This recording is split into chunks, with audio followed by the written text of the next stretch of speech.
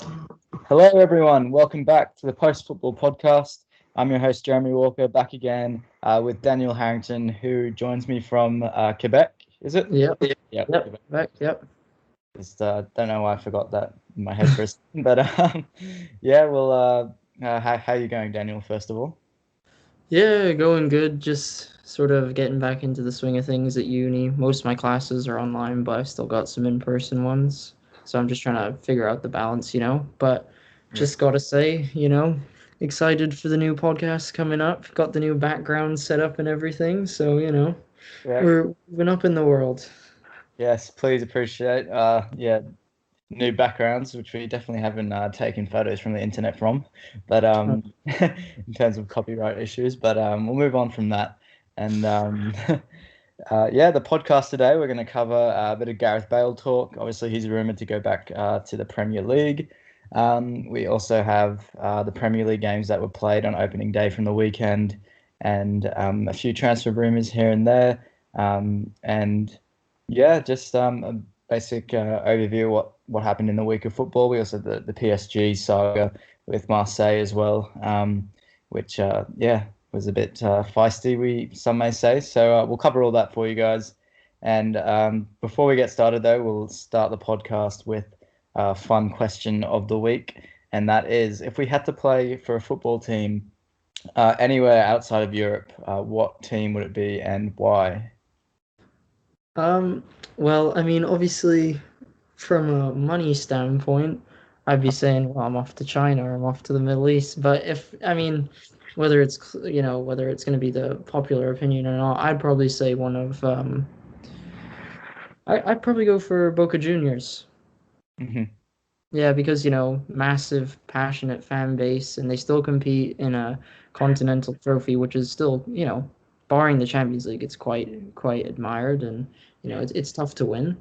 And like I said, if you want to be idolized anywhere outside of Europe, South America is definitely the place where that's going to happen. Yeah, no, fair enough. That'd be an incredible atmosphere Yeah. to play under, definitely. Um, it's a tough choice because I live in Australia and I'd probably be a bit biased saying Sydney FC. But it would be cool playing for them. They just won back-to-back A-League titles, so not bad in terms of footballing perspective.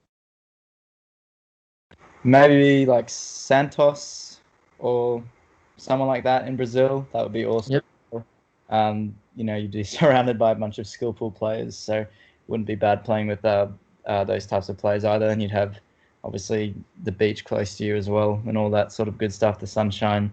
Um, and yeah, the Brazil still is a top quality league. So yeah, maybe Santos Yeah, when fair Neymar enough. play. Yeah, Great. for sure. We'll crack on with the proper topics for today then. We'll start with a bit of Gareth Bale talk. He has been rumoured to come back to the Premier League. United and Tottenham, the front runners in trying to chase him up. Uh, which team do you think it makes a bit more sense for? Uh, Makes a bit more sense for. Honestly, I'd say it's equally both. Well, probably more for Tottenham in terms of what Jose Mourinho has been asking for, especially after you see what's going on in that documentary series. What Jose Mourinho is looking for, Tottenham probably need him more than United do because obviously United are trying to bring through the youth. Mason Greenwood, and their transfer strategy doesn't necessarily fit the Gareth Bale type. Approaching 30, it's not really what we're trying to do anymore. So I would say probably Tottenham more. I think he would be happy going back to Tottenham. Trying to help them get back up in the Premier League, and get them sort of kicking in Europe as well. I think that would be a deal, whether it's on loan or a transfer, would be beneficial to both parties really. Yeah, no, fair enough. Yeah, he is. What is it? 31 years old, and he's on about is it £600 a week Is he at. 31 already? Yeah, he's Wow. 31 already as Okay. well. So a bit of a gamble if you're signing him. Obviously, it's talked about it's going to be a loan deal rather than a permanent deal because the money to spend for him would be far too much. I would imagine, especially for Tottenham, maybe not in United's case, but he's on about £600 a week. So I think it was Tottenham or United were willing to pay maybe around 200 grand. So it would significantly cut down what Real Madrid would be paying him still over in Spain, which would help them greatly too, especially amongst the COVID times as well. So it's a deal that sort of makes sense for both parties in a way, since Tottenham are looking to add to their squad. Same with United. I think it makes more sense for Tottenham, as you mentioned before, just as because United we've seen them make mistakes in the past, signing those types of older players which don't necessarily have more potential to reach. Maybe like your Sanchez, Ibrahimovic, that sort of player. I think they moved on. Schweinsteiger, exactly. You could even maybe throw Di Maria in there, even though he probably wasn't quite that old. So I think they've moved on from that sort of strategy, and they've been a bit more smart about their signings. We've seen, obviously, them trying to go for Sancho, and they've signed Donny van de Beek as well, who's an up-and-coming prospect. So I don't think United will be in for him, although he probably could be a good addition if you're not getting Sancho for a year, even if it's 1 year loan. So it could make sense. But then again, he is an ex-Tottenham player as well, so that may be another factor for Bale. I think one thing that's important to note is that you don't really know what you're getting with Gareth Bale anymore, considering, I mean, in terms of consistent playing time at club level, we haven't seen that in like over a year at least, maybe even more. I'd say it's been a couple of years. Yeah. Yeah, exactly. So maybe even 2 years. He could come and set the world on fire. You just don't know, right? He could also come in and be bang average because maybe he's been out of it for a bit. Premier League's very physical. He might not be able, he might not be up to scratch with it. It'll be a gamble, but if it's a loan deal, for sure, it's low. It's low risk regardless, because if he doesn't work out, then in Tottenham's case, you just whack someone on, and then the loan deal expires, and you just go on about it. Yeah, no, exactly. And I guess it's sort of a question as to whether Daniel Levy is going to be willing to pay those wages as well, which he's very astute and stern in his spendings at White Hart Lane. But there's also an option for Bale to go to China as well, which I guess we'll tell if he's actually in it for the money or he wants to play football. I think he definitely still wants to play football, just not at Real Madrid with the way that he's been sort of treated there as well, which hasn't been, fantastic either. Obviously, it works both ways. He hasn't necessarily shown the best attitude. Obviously, the famous flag that he was holding was at the Wales, Golf, then Madrid in that order, which is probably true, to be honest. But he's still talking about that flag. He still does show up for Wales when he goes on international duty and shows his qualities there. So it's not like he's, completely dropped off and is unfit or anything like that. I think that he could still definitely do a proper job in the Premier League for Tottenham or Man United. So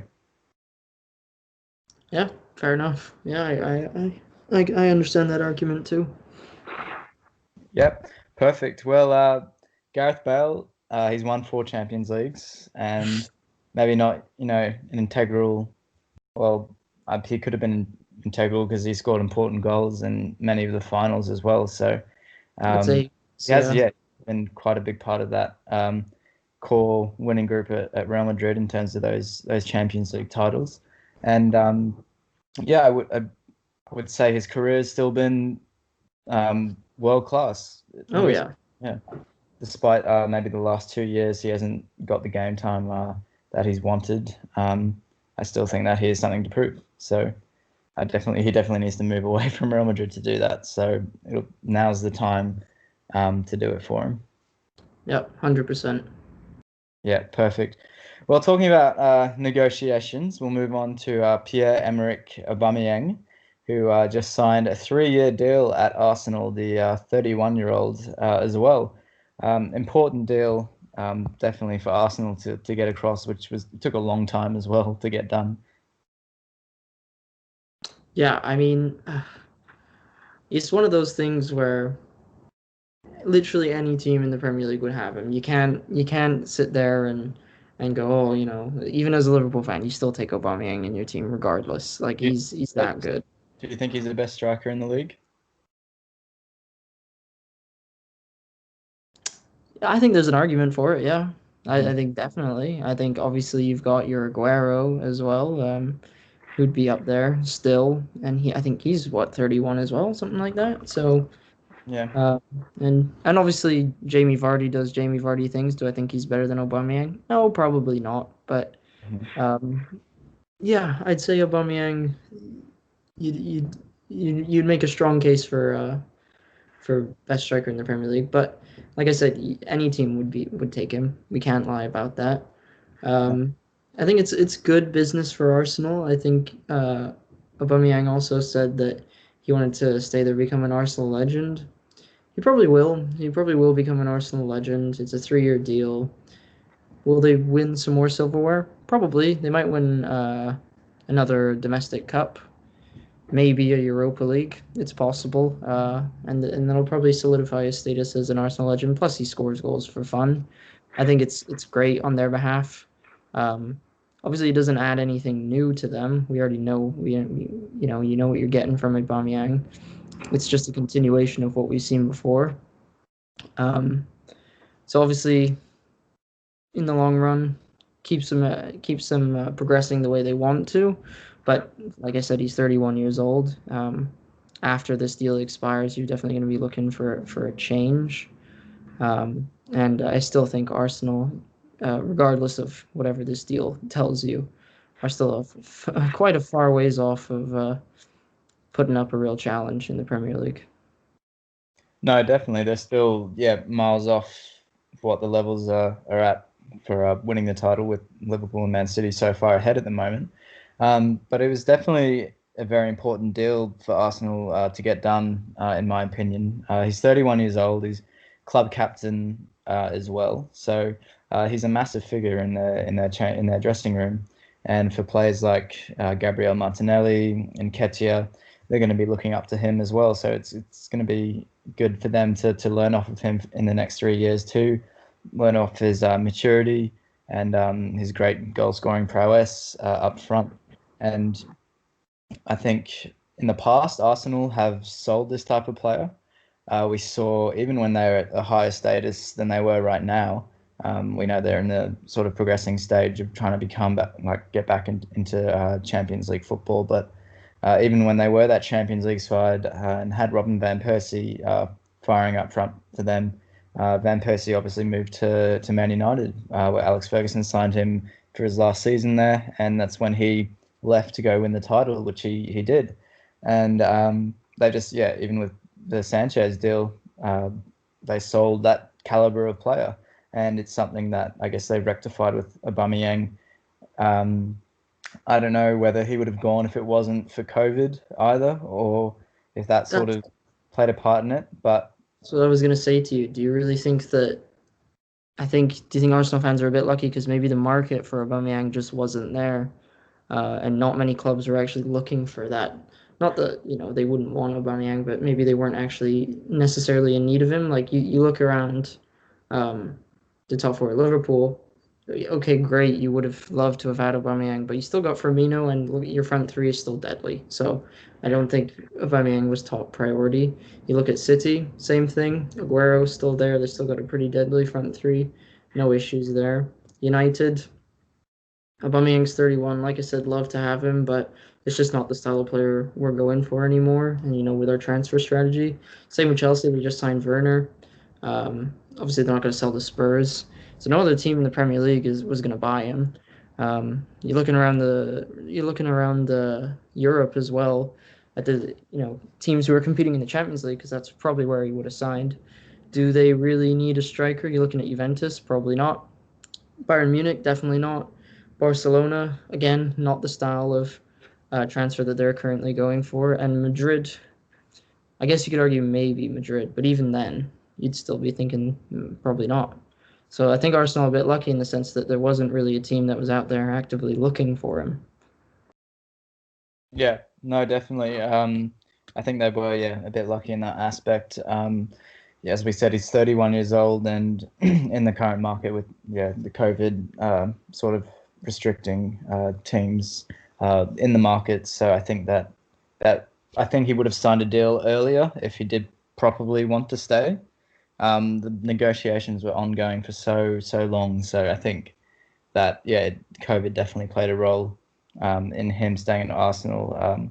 Because he would have signed the deal a lot earlier if he properly wanted to stay and wasn't considering elsewhere in clubs, trying to come in for him. So, that's definitely true.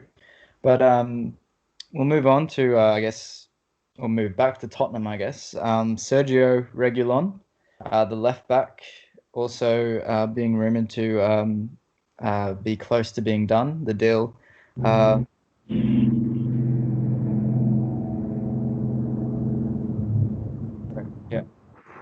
Reguilon from Real Madrid. I think he was on loan at was it Sevilla? Yeah. Another Spanish club. But that'll be a good signing for them. Tottenham too. Sorry, secure. I guess Tottenham's defense a bit more at the back. We've already seen sign Doherty from Wolves, so a few astute signings that'll improve their squad. Nothing particularly special, but as I guess we said in this current market, I guess they're doing a decent job in trying to improve their squad. Yeah, I mean, I think especially after looking at first game against Everton, I don't really know how to say his name, but he'll offer something more in defense, more than Ben Davies. I think it'll be a good pickup.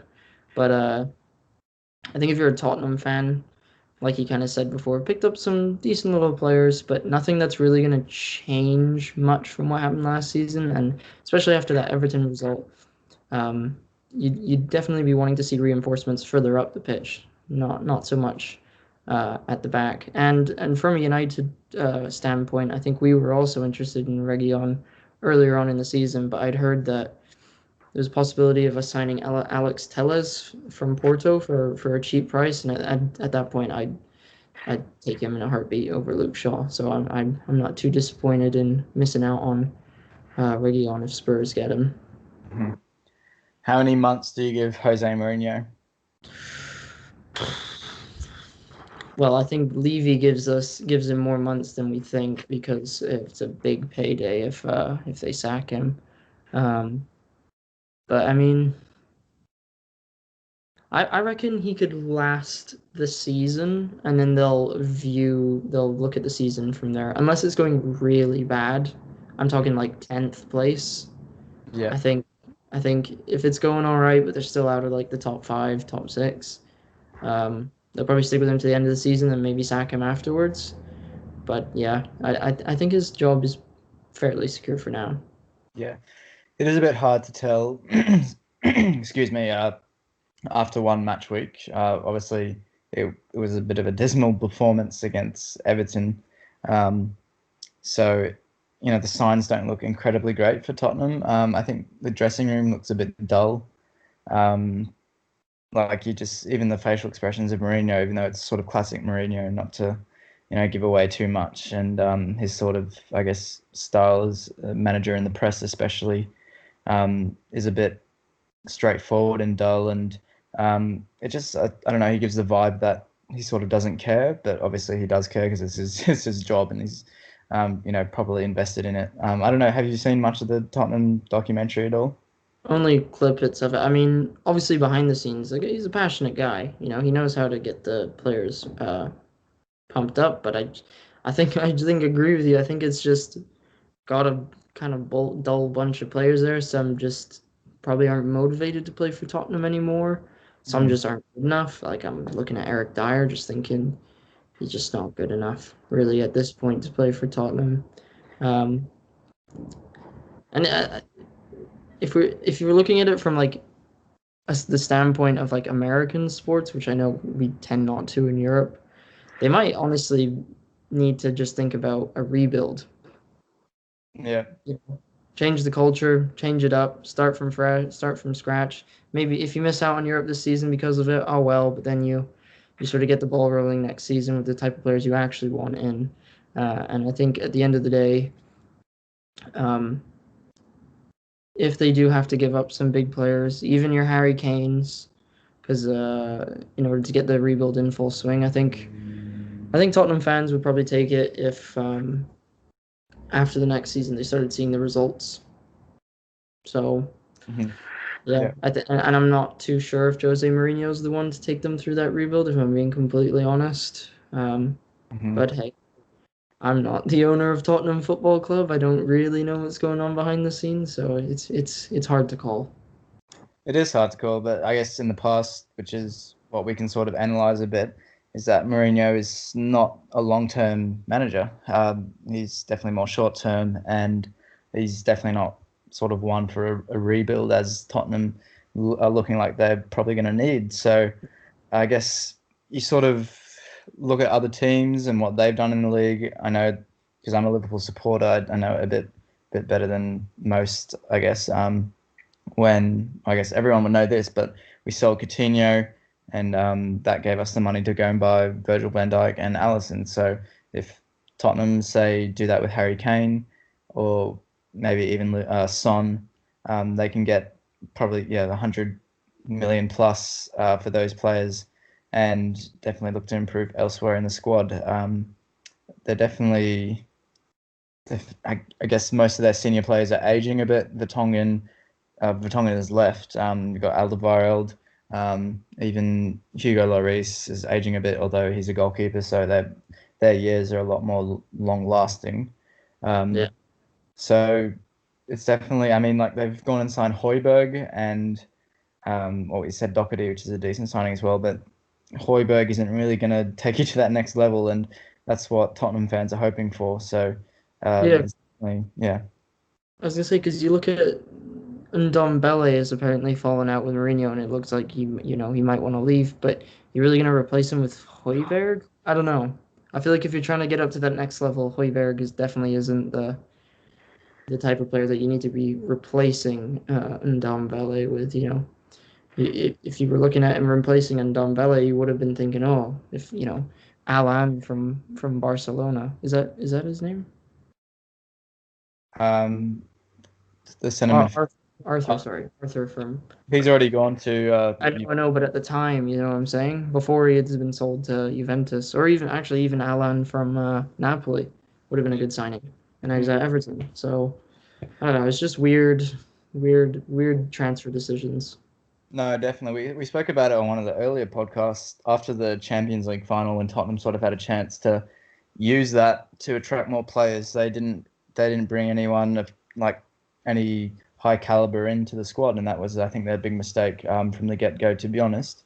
Again, maybe Gareth Bale could come in and change all of that completely. Who knows? We've seen injuries to Harry Kane and Son, especially at the latter part of the seasons in past years, where the times really get crunching and it gets tough, and they have to start earning points to make that top four. So that'll be, Gareth Bale would slot right in perfectly for them, and maybe probably take them a few more points higher than previous seasons. So you mentioned Everton before, and Alan signing from Napoli. I guess we can move on to them. They beat Tottenham 1-0 on opening day and put a dominant display out. It was a great performance from them. Lots of people tipping them to even push for a European spot this season. Do you think that they could possibly achieve that? Well, I mean, if are we classifying European spot as just like Europa League? Yeah, Europa League. I mean, yeah, based off that performance against Tottenham, which isn't a great sample size, to be honest, we're looking at them maybe knocking out Tottenham of that spot, and also Wolves. So yeah, I don't see why not. Obviously, you do have like your Sheffield Uniteds in there that need to be brushed aside as well, and maybe even your Leicesters. But there's an argument that they've definitely upgraded their midfield significantly. Doucouré, although he got relegated, it's a lot better than what they had before, and now they've got Alan, who was, I mean, Napoli came They didn't do so great in Serie A this season, but we're talking about a guy who's come second place in the Serie A multiple times. The Champions League player. Yeah, Champions League player, and then we also got James Rodriguez, and obviously Sigurdsson's not a bad player either to, throw in the mix when you need to. So, I mean, I don't see why not, why they couldn't be competing with, your definitely with your Wolves, 100%. No, definitely. They just gone and bought a whole new midfield, really. Yep. But especially with Ancelotti as the manager, they can definitely go places. I mean, the defense is looking decent too. Luca Dean at left back, he's a top quality player. He's going to get you assists all season long. You've got Michael Keane, who we know can defend really well, former Burnley player. And he's been capped by England a few times as well, hasn't he? So. Is it Yerry Mina that would start alongside him? I have no idea. Don't really analyse Everton too much. Not something I particularly want to do as a Liverpool supporter, but yeah, Seamus on the right. Seamus Coleman at right back. So it's a solid defence, and you got Pickford, who's obviously in the England mix too as goalkeeper. Sorry. Question marks over Pickford though. No, I think that his England place is a bit up for grabs with Nick Pope performing very well for Burnley, too. So, sorry. And Dean Henderson playing well. Yeah, can't forget about him.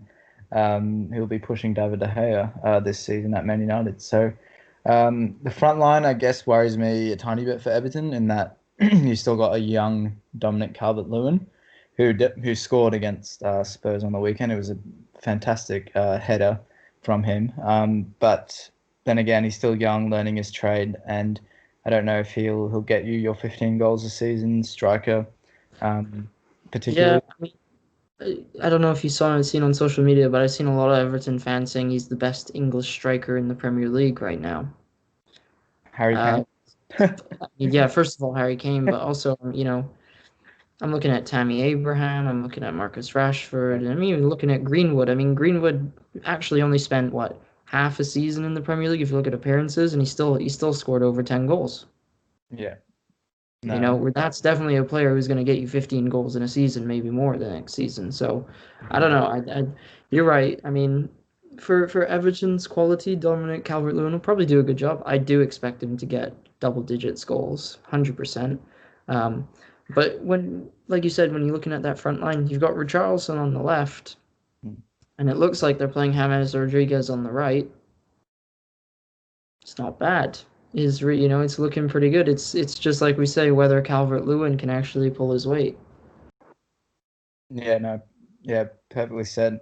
I think, especially Ancelotti, who's probably the third best manager in the Premier League after Jurgen Klopp and Pep Guardiola. I think that Everton, as we mentioned before, definitely push for Europe this season. It's just it's the third time Ancelotti's signed James in his career. Real Madrid, then Bayern Munich, and then bit of a fall from grace. Sorry, Everton supporters, it must be said, but now he's at Everton, which is funny thinking about it now because he was such a hot prospect after that 2014 World Cup where he scores that absolute worldie for Colombia. And now he's at Everton. So, but they could be going places, Everton. So I don't want to say anything too soon. And I mean, I think it's still too early for them to gate crash the top four, though. Definitely need some more signings. I think goalkeeper, centre back wise, those sorts of positions that's definitely where you'd be looking at going. They need to improve if they want to push for the top four. Yeah, no, exactly. We'll move on to our next topic then, which I guess we'll go to Leicester City. People are really overlooking them, I feel, in the race for the top four. I don't know about you. We've been talking about even Everton just now, Arsenal and Tottenham as well, who are fighting for the Champions League spots. But Leicester they finished fifth last season and were in third for most of the season as well, last campaign. Do you think they have the quality to push forward despite losing Ben Chilwell and Jamie Vardy is getting on a bit? I I think it has to be said that last season they were helped out by the fact that a lot of teams around them were just crap. So I don't know if we're overlooking them because I know Jamie Vardy got 2 goals on the weekend, but I mean, it has to be said, like, he's old at some point. He's what, 33? I think so. I Yeah, think like at some point this thing has got to end, right? So, yeah, I he don't scored twice on opening day. Oh, That's two what I'm penalties. saying. It's is he ever going to slow down? That's the thing. I mean, obviously, I think once he does start slowing down with the goal scored, then Leicester are really going to look a little bit bleaker. But they haven't made massive moves in the transfer window, have they? I think they just replaced Chilwell, and that's Yeah, about it. they did sign a left back. His name escapes me, but Like Castagn or yeah, something like. yeah, Um, sounds a bit like lasagna for some reason for me. I don't know why I'm thinking about that, but um, because yeah, I think this season they still should be pretty good. I'd say it's one of those cases where you would probably say if it isn't broke, don't fix it, and they haven't really changed it. Although you would have to admit that towards the end of last season they really did dip off. So maybe that'll continue forward, and you think you need to change something up. But I'd also be looking for further in the future. You'd definitely be thinking that Soyuncu, based off of all the transfer rumors, is probably going to leave. And then once that happens, you got Johnny Evans in defense. So, I mean, I don't know. It's and I expect that Madison will probably head to a different club at some point as well. Don't know if that'll be United. He could even end up at Spurs or something like that. If they're trying to do a rebuild. So yeah. I think Europe is probably still in the works here for Leicester this season. But further than that, I'm not too sure. No, definitely. Um, yeah, I think that last season when they dropped off a bit and I didn't get their top 4 place, Madison was injured towards the back end of the season, which maybe sort of halted their run a bit as well. Yeah. So that didn't help. But yeah, it was sort of a bit of a disappointing window. I guess there's still a bit more time, but haven't really heard anything from Leicester in terms of who they're going to sign. So I think No. that maybe they showed I don't know if it's because of the COVID pandemic as well, that they can't really do anything in the market. Who knows? But yeah, they've shown a lack of ambition, I guess, I would say, especially after finishing 5th, which is still a great achievement for a club like Leicester competing against, your big 6 of, your Tottenham, Arsenal, Liverpool, Man City, United, and Chelsea. So I think they're definitely still in and amongst it for this season, but it'll be very testing for them, especially losing Ben Chilwell and you mentioned Soyuncu and Madison. It'll be a test to try and keep them come the end of the season as well. And you've got an aging Jamie Vardy, and who do you have behind that? It's just Jose Perez and Iheanacho. Too. Yeah, and Iheanacho as well. So it's a bit of a drop off, which is a bit worrying. So we may see another one of those cycles for Leicester where they sort of sell on their best players, like we saw with Mahrez and Kante, even after winning the Premier League. So. Yeah, I think you raise a good point there. Maybe a lack of I can't forget the word you said now, but they Ben Chilwell went for about 50 million. The Castagna guy didn't cost that much, and I think if we're comparing other teams similar to their level, and I mean, Leeds are probably a bit underneath them in terms of level, but I mean Leeds spent 30 million pounds on a striker, and I mean Leicester have made a profit essentially this transfer window. So lack of ambition in the transfer window for sure. I think there's definitely opportunities that they could have taken advantage of because of COVID. Teams needing to sell, and they just haven't. And I think it will bite them in the ass, to be honest. Yeah. Well, time will tell. It's a long season in the Premier League, and we're only in game week 1. And I guess if we're talking about a bit of lack of ambition, do you think that Jack Grealish staying at Aston Villa maybe shows a bit of lack of ambition on his part? Although, to be fair, it is his boyhood club. He loves Aston Villa through and through. So he has just signed a deal until 2025. What do you make of that deal? Yeah, I think it's hard to question his ambition in this case because I think, to be honest, he's taken on a tough job, so I have to give him credit for that. Like keeping Villa up again this season, it's going to be just as hard as last season, and he's going to need to be even better this time. And I think if he does perform really well, um, then it'll merit a move away. Basically, it just will. But what I do think he's been a bit silly in is he has shot himself in the foot unless Villa get relegated, because Villa are going to want a lot of money for him if they keep staying in the Premier League, and he signed a 5-year deal. So it might actually be hard for him to actually get that move away. So I think in his case, it probably would have been better off signing maybe a 2-year deal and then, going again from there, seeing if there's any interest, and then, moving on. But hey, you never know. Uh, if Villa do really well and start progressing up the table with the money that the Premier League gives them, then hey, good for him. He can bring his boyhood club back up, past mid-table, and everything's good. Yeah, no, the Villa squad isn't. We saw last season they almost got relegated. What was it? One goal that kept them up in the end. So, Yeah. bad players. It's sort of the front line that worries me a bit with Wesley, not sort of performing at all last season. But there's Douglas Luiz. You've got who's the other midfielder? Is it McGinn? Yeah. The Scottish guy. So it's not a bad group of players. And I think that him signing the new deal will definitely give the squad a lift as well. So that'll help out too. And yeah, I guess he could have gone to Man United, was it potentially as well?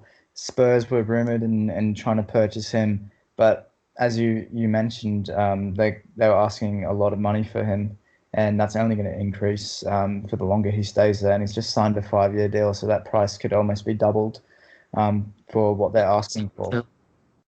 Yeah, and Sancho as well. So, I mean, he probably he could have gone this summer.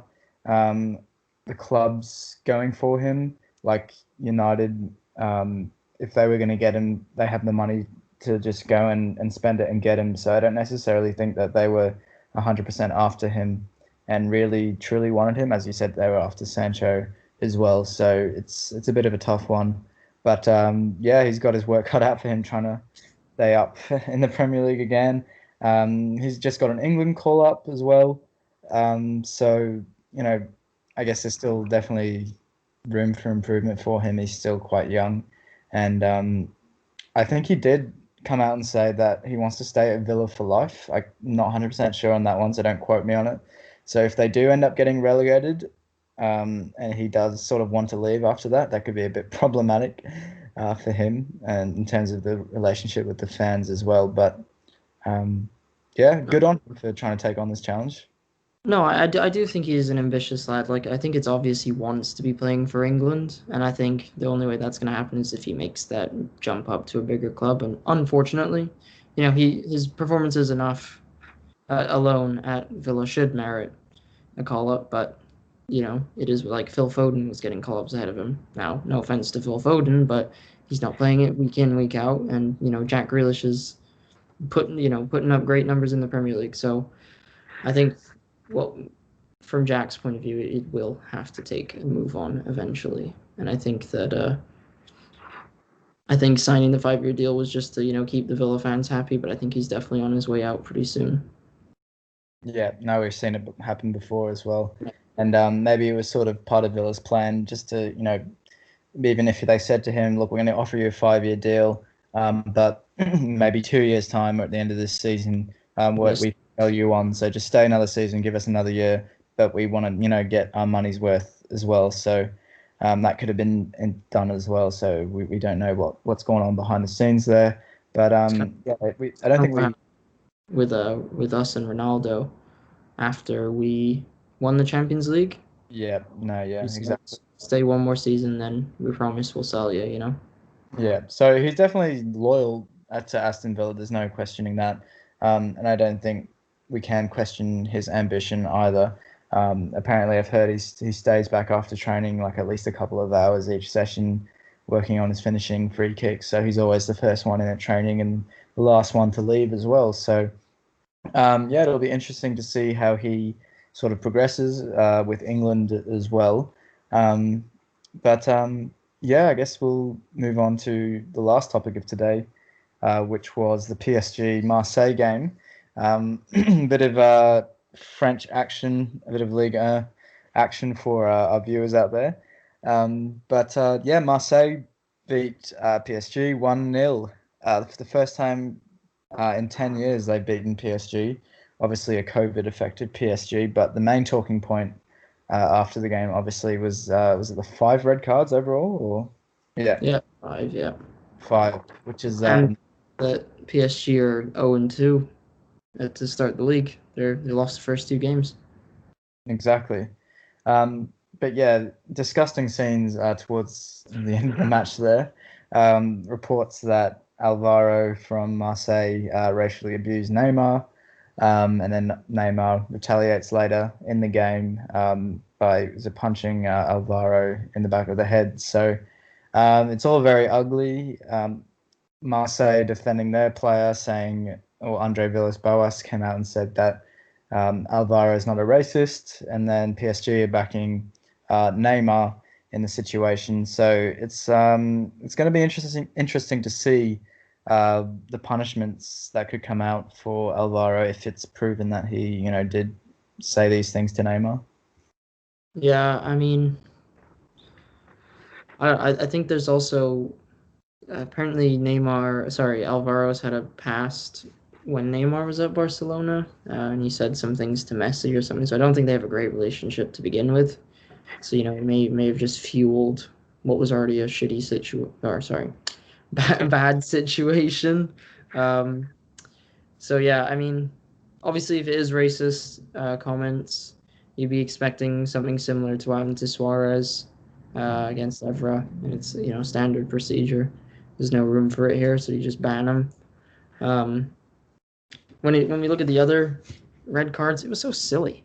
It was just a bad tackle, and then as a result of it, bloody 4 people got sent off. Yeah. Yeah, just like calm down, It's I don't know.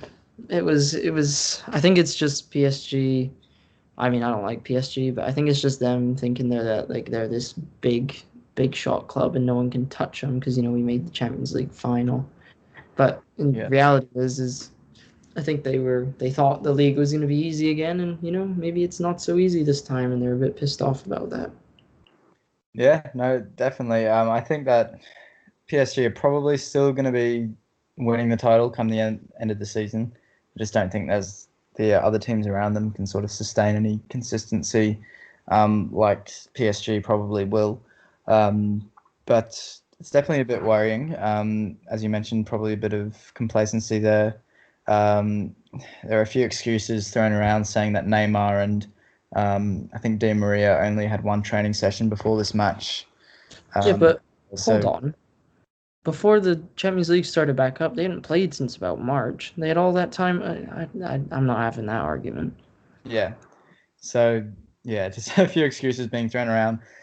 People were questioning Thomas Tuchel's tactics in the match as well.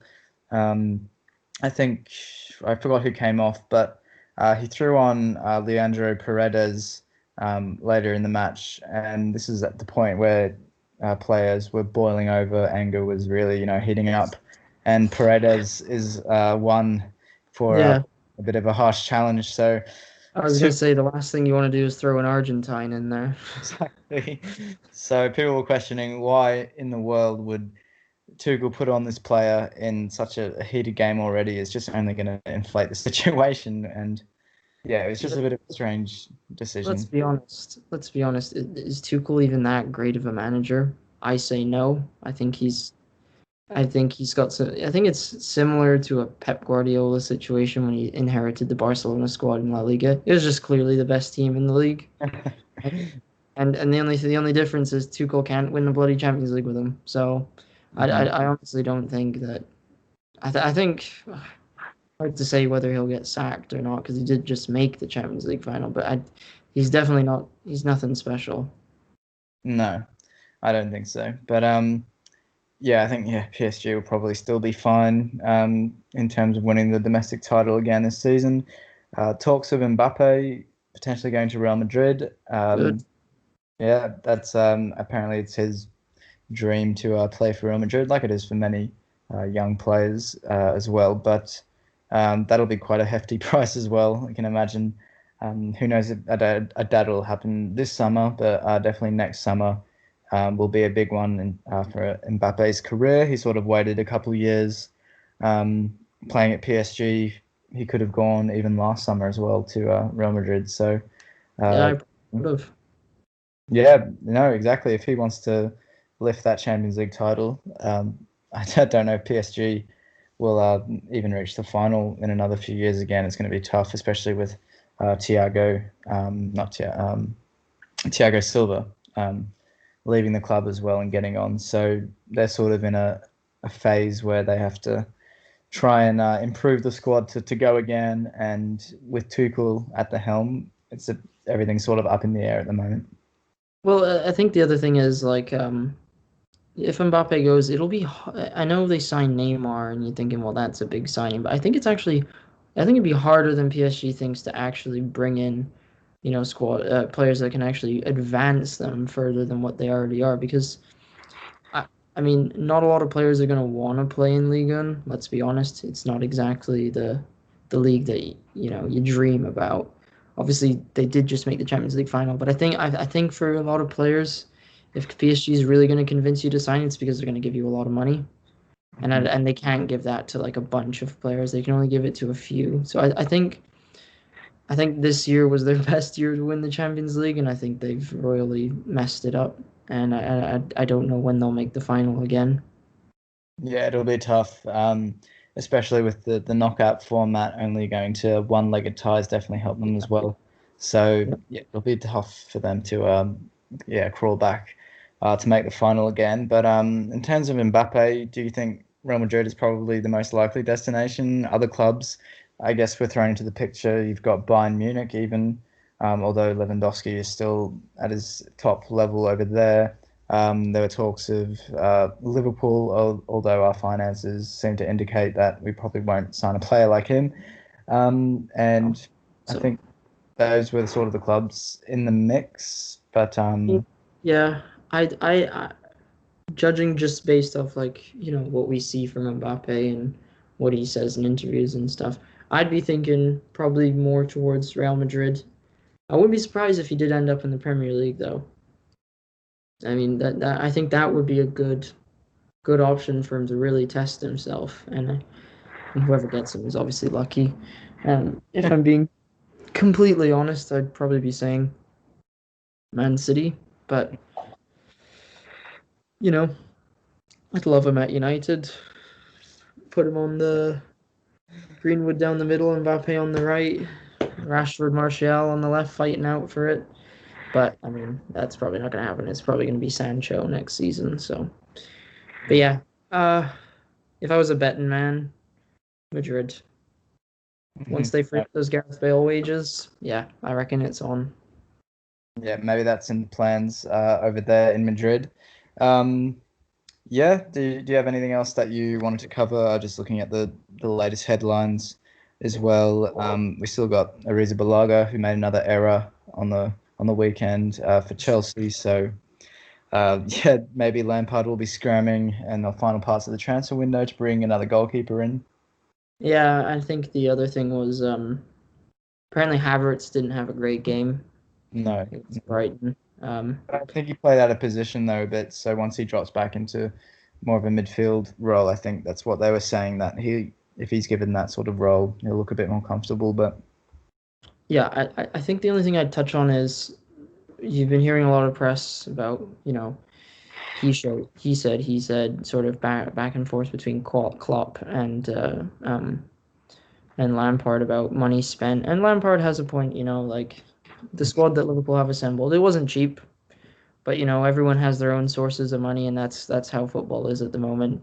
Obviously, Chelsea sold Hazard and then had a ban, so they've got money to spend. I think the real question here is, I mean, this is a whole squad overhaul. I Are know. they going to gel just like that? I don't think so. I think it's going to take. I don't think it's going to exactly work out stellar this season. I'd definitely be thinking next season is when they'd be looking to kick on. But does Lampard have that much time, especially if they're spending this much this season? I don't know. So it'll be interesting. The thing, Abramovich doesn't like waiting long to, pull the sacks. So Lampard's definitely under. Yeah, I think I said earlier, like silverware is a must. Doesn't matter what it is. This season, Chelsea have to win something.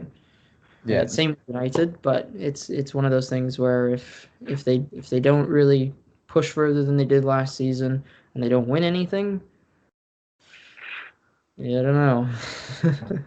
yeah, that's a big question. Although, yeah, Lampard obviously a club favourite, so maybe that gives him a bit more time. But yeah, only time will tell. They didn't play too great against Brighton, but again, one game, you can't really judge off of that just yet. So we'll have to give him a bit more time. But I don't know if Lampard has all that time, the luxury of time. So I think that, yeah, he's under a great deal of pressure already. And if he doesn't deliver, then, we could be seeing him leave towards the back end of the season even. So it's a big risk, going out and buying all those players because we don't know if they will gel, as you mentioned. And they're also still quite young as well. They're not, in their prime years of their career. So it's a big risk to see if they'll all work out. A big financial risk too. So yeah, we'll see if those financial implications may come back to bite them. Obviously, you mentioned the transfer ban before, so uh, will they even be able to sign any more players after this with the amount they've spent? So it's something they'll probably even have to stick with all these players. So again, we mentioned it could be a bit of a problem for Chelsea's youth system once again, not giving them a chance to come through. So maybe they'll have to sell or loan out all those players, which sort of disrupts what they had going on last season with Mason Mount coming through, Tammy Abraham having good seasons. So there's a lot for Lampard to think about, really. Yep. No, And yep. Pulisic, how long is he out for?